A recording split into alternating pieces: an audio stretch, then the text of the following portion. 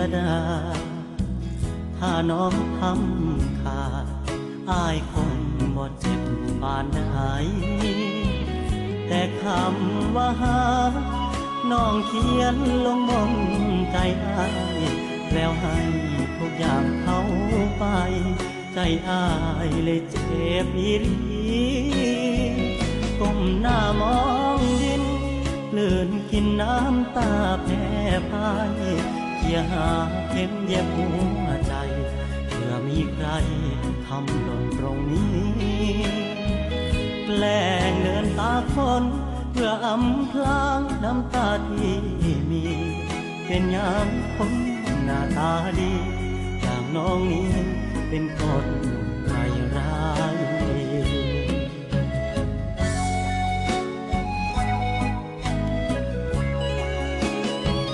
โอ้โอ้โอ้โอ้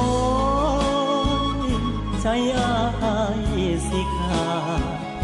เจ็บข้างขนาดจนบ่อยากขอหน้าไปเพิ่งมาสาวเป็นก็ถูกแกนเข้ากลมช้ำใจตัดผมล้างสวยยามตายน้ำตายังไหลคือเก่าอายบ่เคย